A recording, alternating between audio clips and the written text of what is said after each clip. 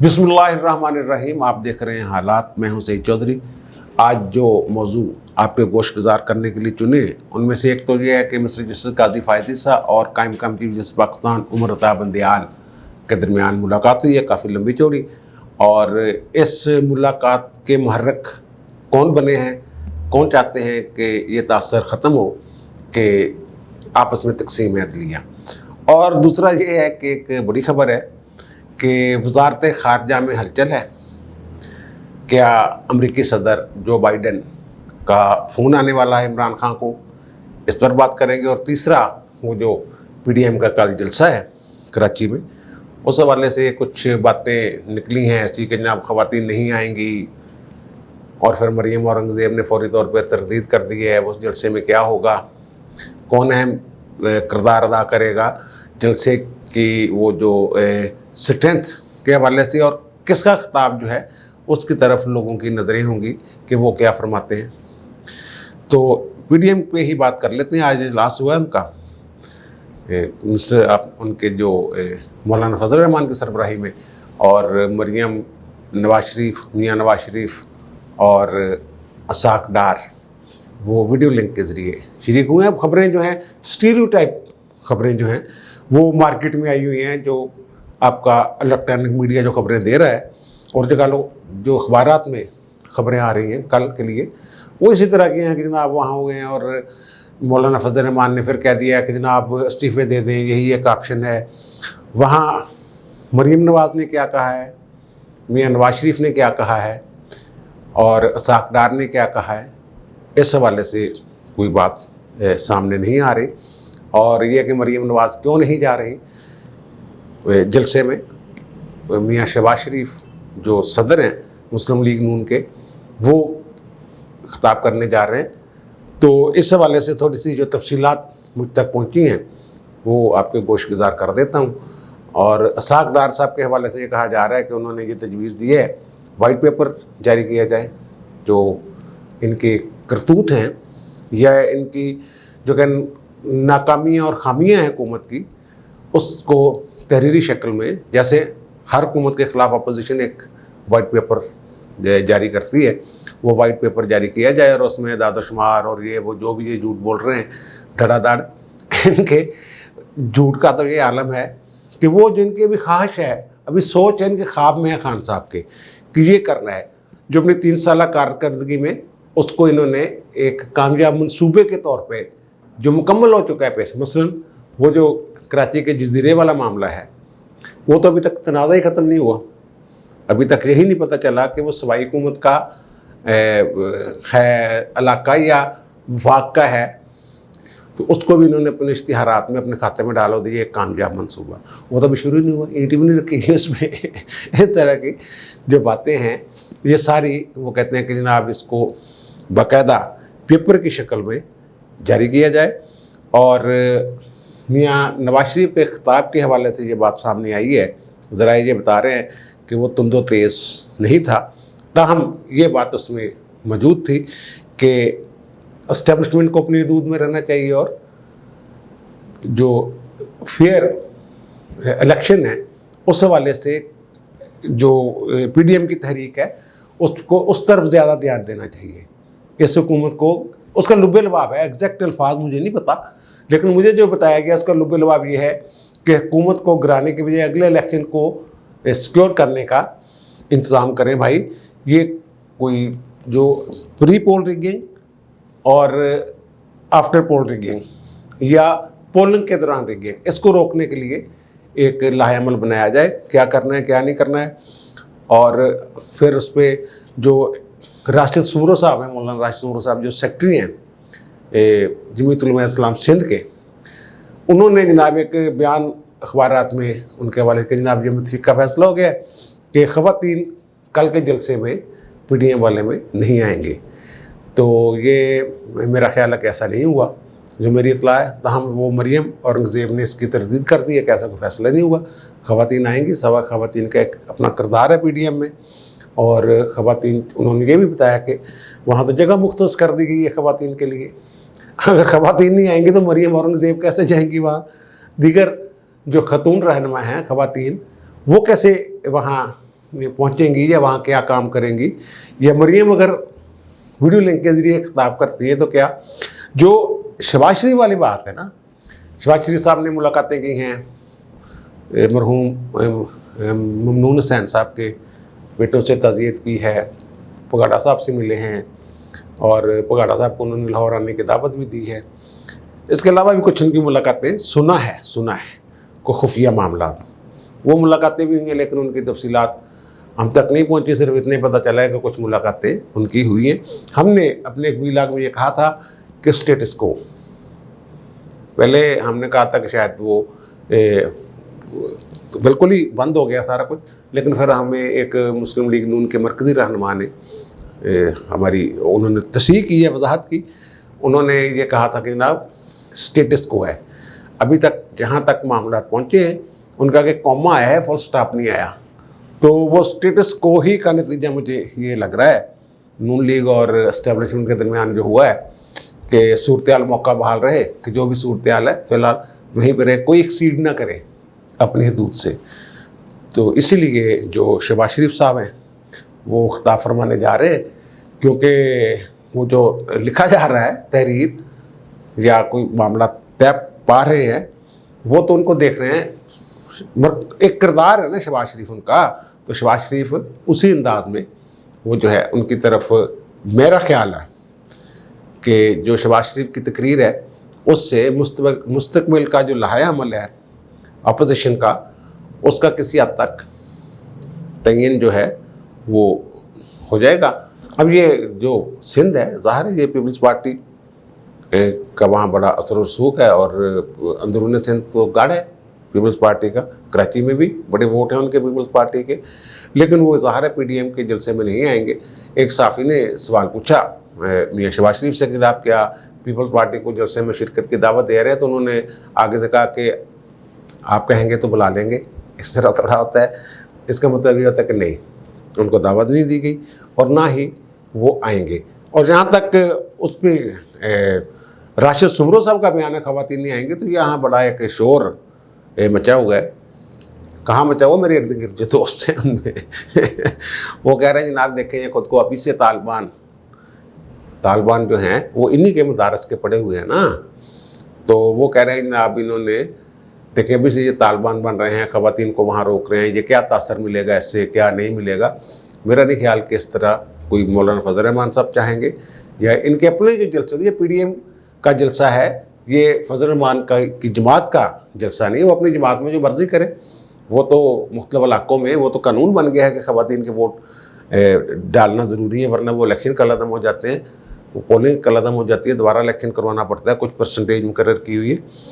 तो ये मेरा ख्याल है कि अगर इस तरफ जा रहे हैं तो ये मेरा ख्याल कोई अच्छा इस मुल्क की सियासत के लिए कोई अच्छा साइन नहीं है। और आपके जो ज़बीउल्लाह मुजाहिद हैं, जो उन्होंने जो आज इंटरव्यू दिया है, उनसे पूछा गया कि जनाब आप तहरीक तालिबान पाकिस्तान को रोकेंगे पाकिस्तान में कार्रवाइयों से, उन्होंने कहा कि जनाब अगर तो वो हमें अमीर मानते हैं, यानी जो हमारे अमीरुल मोमिनीन हैं उनको अमीरुल मोमिनीन मानते, फिर तो उन्हें हमारी बात माननी पड़ेगी। और हमने तो कहा हुआ है कि अफ़गानिस्तान की सरजमीन जो है वो किसी दूसरे मुल्क के ख़िलाफ़ इस्तेमाल करने की इजाज़त नहीं दी जाएगी। तो फिर वो कहते हैं कि जनाब ये तो पाकिस्तान का जो TTP है ये तो पाकिस्तान का अंदरूनी मामला है, जो मर्जी करे उनके साथ। बहरहाल उन्होंने कोई गोलमोल सी बात की है इस पर, इस हवाले से वो कहते हैं उलमा बैठे हैं और हुकूमत करे, जो भी है को मामला तय करें उनके साथ। TTP हमारा नहीं, अफ़गानिस्तान का नहीं, पाकिस्तान का मसला है। लेकिन ये कि अगर वो हमें अमीर मानते हैं फिर वो हमारी सरजमीन जो है वो इस्तेमाल नहीं कर सकते। अब मिस्टर जस्टिस काजी फ़ायज़ साहब बैरून मुल्क अपनी अहलिया के इलाज के लिए, तो उनकी मुलाकात हुई है आज बड़ी तवील कायम मकाम चीफ जस्टिस उमरता बंदयाल साहब से। आपको याद होगा कि उमरता बंदयाल साहब ने 1-2 दिन पहले जब सुप्रीम कोर्ट बार के प्रेसिडेंट लतीफ़ा अफरीदी ने कहा था कि जनाब वाज़ेह तक़सीम अदलिया में नज़र आ रही है, तो उन्होंने कहा कि आपकी आंखों की ठंडक के लिए किसी दिन हम इकट्ठे बैठ जाएंगे।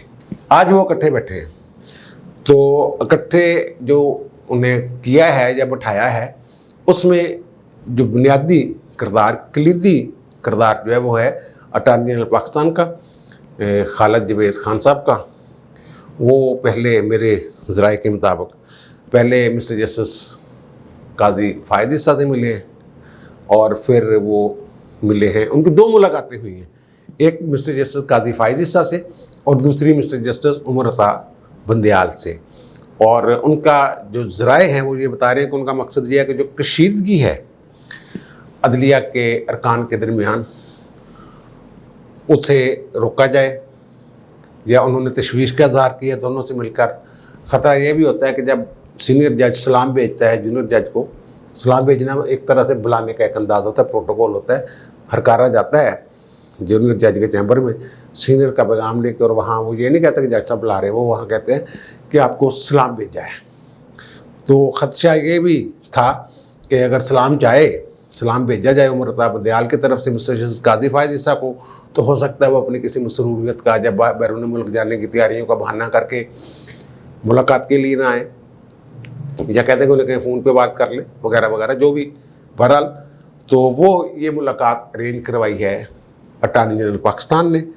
और जो मुझ तक इतला मिली है वो कह ये रहे हैं अटॉर्नी जनरल साहब कि जो लीगल इश्यूज़ हैं उनको लीगल तरीके से हल किया जाए। ये इस तरह जो अवाम में तासर जा रहा है डिवीज़न का, वो ख़त्म होना चाहिए। इस पर कोई बातशात हुई है। तो मेरी इस हवाले से जो अंदर की खबरें रखने वाले पाकिस्तान बार कौंसिल के अरकान हैं उनसे बात हुई है, तो उन्होंने कहा कि जनाब जजों का तो आपस में झगड़ा ही कोई नहीं, झगड़ा तो जजों के एक ग्रुप का जो आइन और कानून की बालादस्ती की बात करता है उनका, और इस्टेब्लिशमेंट का है। ये जजों के मिल बैठने से मामला हल नहीं होंगे जब तक वो जो लोग हैं जो पीछे हैं वो कुछ लचक नहीं दिखाते या वो सुलह नहीं करना चाहते। तो ये दूसरी तरफ फिर मैंने दोबारा अपने अटॉर्नी जनरल के सोर्सेज से बात की, तो उन्होंने कहा कि हो सकता है यार आप किन बातों में पड़ गए हैं, अगर सुलह हो रही है तो होने दे, तो आप किन चक्रों में पड़ गए हैं। हो सकता है कि जो इस्टेब्लिशमेंट जिनकी आप बात करें, जिसको इस्टेब्लिशमेंट कह रहे हैं, उनकी भी ये ख्वाहिश हो कि कोई आपस में मामला सुलह सलाह हो जाए। ये माजी में भी होता रहा है। जब सज्जाद अली शाह साहब चीफ जस्टिस पाकिस्तान थे और फिर आपको याद होगा कि कोटा बेंच का फैसला आया, उससे पहले भी एक लड़ाई झगड़े शुरू हो गए। सज्जाद अली शाह मुल्क से बाहर उम्रा करने के लिए गए थे, तो सैयद जमात सिद्दीकी ने पीछे से नोटिस ले लिया कि जनाब छुट्टी लिए बगैर और हमें इतला दिए बगैर। तो सज्जाद अली शाह साहब का ख्याल था कि क्योंकि वीकेंड है तो मैंने आ जाना है पीर वाले दिन, जो भी उस दिन वर्किंग डेज थे, तो मेरा ख्याल जुमा होता था उन दिनों छुट्टी का, तो इसलिए मेरा वो नहीं तुक नहीं बनता इस बात का कि मैं छुट्टी लेके जाता या बता के जाता। तो उस पर उन्होंने रजिस्ट्रार को बुला के सैयद जमात सिद्दीकी ने कोई नोटिफिकेशन करवा दी एक्टिंग का अपना। तो एक्टिंग जब वो फिर वापस आ गए सज्जाद अली शाह, लेकिन उन्होंने इनको इलाकाई बेंचों में भेज दिया सबको, कोई कराची, कोई लाहौर, कोई पेशावर, कोई कोयटा, जो सर्किट बेंच है इनके, वहाँ भेज दिया। तो वहाँ उस वक्त भी वकला ने एक बड़ी कोशिश की थी। उस वक्त आबद मंटो साहब जो हैं वो थे सुप्रीम कोर्ट बार के प्रेसिडेंट, और वकला पाकिस्तान बार कौंसिल के अरकान, हाई कोर्ट्स बार के प्रेसिडेंट्स और आबद साहब ये वहाँ गए थे जिसमें सुलह करवाने के लिए कि आपस में बिठाते हैं, ये हैं वो है। और चैम्बर के चीफ जस्टिस के जब चैम्बर के दरवाजे तक पहुँचे हैं सारे, तो अचानक जो मंटो साहब हैं वो सजे हो गए थे, वो गायब हो गए थे। बहरहाल वो बेल मुंडे नहीं चढ़ सकी थी। अब जो लोग हैं अंदर की खबर रखने वाले सीनियर वकला, उनकी बात कर रहा हूँ, वो कहते हैं हम तो ज़्यादा पुरुमीद नहीं है कि मामला सही हो जाए जब तक कि इस्टेब्लिशमेंट जो है वो पीछे नहीं हटती।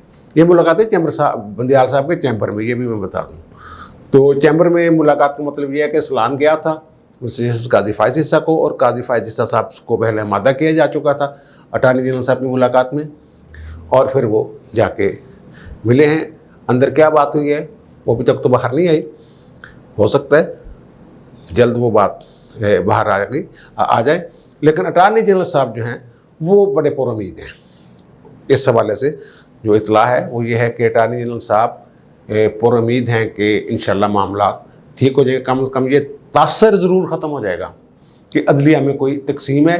वो कहते हैं कि जो तकसीम होगी वो वाज़ेह तौर पर नज़र आएगी कि लीगल इशूज़ पे हैं, जो भी हैं आपस में इख्तलाफात, वो फ़र्द या इनफरादी इशूज़ पे इख्तलाफात जो है वो कहते हैं वो तासर कम अज़ कम वो ख़त्म कर देंगे हम। और दूसरी बात यह है कि बाइडन साहब आए हुए हैं काफ़ी अरसे से इक़्तिदार में। हमारी हुकूमत ट्रंप की हामी थी, सऊदी हुकूमत भी ट्रंप की हामी थी, और बड़ी उम्मीदें थी खान साहब को। और आमतौर पे जो होता है अमेरिका में कि पहली दफ़ा जो 4 साल सदर रहा है, दूसरी दफ़ा 99% ये उम्मीद होती है कि वही दोबारा इलेक्ट हो जाएंगे। सारे अंदाज़े अंदूज़े गलत हो गए, ट्रंप साहब को शिकस्त होगी और जो बाइडन साहब हैं वो प्रेसिडेंट हो गए। और हमारे वज़ीर-ए-आज़म साहब जो हैं एब्सोल्युटली नॉट, ये मुंतज़र रहे, कोशिश की गई कि वो फ़ोन शून हो जाए, बात हो जाए, कोई बात आगे बढ़े। फिर वो जो हमारे मशीर हैं सलामती के मोहित यूसुफ साहब, उन्होंने तो कह दिया जनाब फ़ोन ही नहीं किया उन्होंने, देखो जनाब ये वो देसी मामलात कितना आगे चलावांगे ये वो। और हमारे वज़ीर ख़ारजा साहब जो है वो कहते हैं स्ट्रेटजिक जियोग्राफिक पोजीशन पाकिस्तान की ऐसी है कि वो मजबूर हो जाएंगे कि वो पाकिस्तान से राब्तों में रहें। और अब जो मेरी ख़बर है वो ये है कि हमारी वज़ारत ख़ारजा में एक हलचल है जिससे मैं इस नतीजे पे पहुँचा हूँ, गलत हो सकता है। वो हलचल क्या है? वो मुख्तलिफ नोट तैयार किए जा रहे हैं अमेरिका के साथ तल्लुकात के हवाले से कि माजी में क्या क्या हमारी दोस्तियाँ थी, कहाँ कहाँ हमने हाथ मिलाया, कहाँ इकट्ठे चले, कहाँ कहाँ इख्तलाफात हैं, और मुस्तकबिल की स्ट्रेटजी पाकिस्तान की क्या हो सकती है, दोस्ती को कहाँ तक ले जाना है, जिन बातों पे इतराज़ है अमेरिका को उनके हल के लिए क्या क्या क्या क्या। इस तरह की कुछ नोट्स या समरियाँ आप कह लें या खुलासे तैयार किए जा रहे हैं। और एक इतला ये है कि जल्द ही इस पाक अमेरिका तल्लुकात के हवाले से एक ब्रीफिंग दी जा रही है। ओके फ़ोन शून आज वे तैमी पोंगी ना मार देना, वज़ीर-ए-आज़म साहब जिस तरह होती है वो उनको पूरा तैयार किया जा रहा है खान साहब को। अब यहाँ जब ये हलचल हुई है, मुझे इतला मिली है कि वहाँ जनाब नोट शोट तैयार हो रहे हैं वज़ारत ख़ारजा में। तो हमारे एक दोस्त हैं अमेरिका में, सीनियर जर्नलिस्ट हैं, और एक थिंक टैंक के साथ भी वो काम कर रहे हैं या इन्वॉल्व हैं उसकी कार्रवाइयों में। तो उनसे मैंने बात की, उन्होंने कहा यार इससे तो कोई किसी को खैर खबर ही नहीं है कि तुम हमें एक स्टोरी अपने कोलों खिंच देती है। मैं कहा यार वो यहाँ ये मुझे जो इतला है कि वज़ारत ख़ारजा में कुछ हो रहा है, इस तरह की कोई है, और ब्रीफिंग का इंतज़ाम किया जा रहा है कि वज़ीर-ए-आज़म को मुकम्मल ब्रीफिंग दी जाए। और वो ब्रीफिंग की जो तैयारियाँ की जा रही हैं वो इस नौयत की हैं कि कम से कम हेड ऑफ़ द स्टेट के साथ बात हो रही हो। और पिछले दिनों जो उनके वज़ीर ख़ारजा का फ़ोन आया हमारे वज़ीर ख़ारजा को, और फिर उनके जो फ़ौज के सरबराह हैं और फ़ौज पेंटागन के मुख्तलिफ लोग हैं उनका आर्मी चीफ के साथ राब्ता शाब्ता, तो कहीं ना कहीं तो कोई बर्फ़ पिघली होगी ना। तो उन्होंने कहा नहीं यहाँ तो कोई ऐसी बात नहीं। फिर मैंने कहा यार पता तो करो। कोई घंटे 1.5 घंटे के बाद उन्होंने मुझे फ़ोन किया और उन्होंने कहा कि जनाब ये जो आप कह रहे हैं ना हलचल वाली बात और कोई राब्ते की बात, उन्होंने कहा जी यहाँ जी इम्कान ज़ाहिर किया है वज़ारत ख़ारजा के ज़राए ने कि इम्कान इस बात का मौजूद है कि बाइडन का और इमरान खान का टेलीफोनिकली राब्ता होगा। और वो कह रहे हैं कि इनखला जो है अफ़गानिस्तान से जब मुकम्मल हो जाएगा, जब वो चैप्टर क्लोज़ हो जाएगा, वहाँ अमेरिका वाले कह रहे हैं तब बाइडन का और इमरान खान का आपस में टेलीफोनिकली कम से कम राब्ता होगा। और उन्होंने ये कहा है कि ये कटसी काल नहीं होगी क्योंकि कटसी काल का वक्त गुजर गया है और ये कटसी से बढ़कर कुछ होगा। उसमें वही बातें जैसे हम कह रहे हैं कि हमारी जो वज़ारत ख़ारजा है वो बड़े नोट शोट तैयार कर रही है, रुपये वाले नोट नहीं होते ना लेने, यहाँ दूसरे नोट तहरीरी। तो इसी तरह वहाँ भी कुछ जो बातें उन्होंने अब स्मेल की हैं वो यही है कि इस तरह की वो कटसी काल से बढ़कर कुछ होगी। और बहाना ये हो सकता है कि जनाब आपने जो वहाँ से इनखला में किरदार अदा किए आखिरी दिनों में तालिबान के कब्ज़े के बाद, वो कहते हैं ना 1500 के करीब इन्होंने बंदे निकाले हैं और इस्लामाबाद में बड़े गोरे नज़र आ रहे हैं। वो सारे वहाँ से जो यूरोपीय यूनियन के, नेटो के, अमेरिका के जो लोग वहाँ से निकाले हैं, पाकिस्तान आए हैं, और उनको 21 दिन के लिए ट्रांजिट वीज़ा भी दिया गया कि 21 दिन रहो फिर अपने अपने मुल्कों में टुर जाना। तो कोई सरहद के ज़रिए भी कोई 1500 बंदे आए हैं टोटल। इस तरह वो जो आपके कहते हैं फ़्लाइट्स के ज़रिए भी जो पाकिस्तान में लेके आए हैं उन लोगों को, और वीज़े दिए हैं पाकिस्तान के सफारत खाने ने वहाँ मुख्तलिफ लोगों को।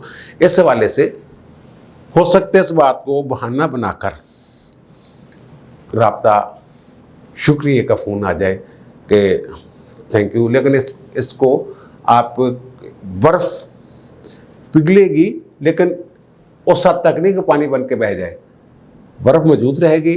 और जब इनखला जैसे मैंने मुकम्मल करने की बात की तो 4000 जो बंदे आखिरी वो निकल गए हैं, वो सारे चले गए हैं। आज जिस वक्त मैं वील आकर में इस वक्त ये पता चला कि सारे बंदे निकल गए हैं। तो अब ये तासर जो है कि पाकिस्तान से मदद के लिए बाइडेन ने फ़ोन किया, तासर हो गया ख़त्म।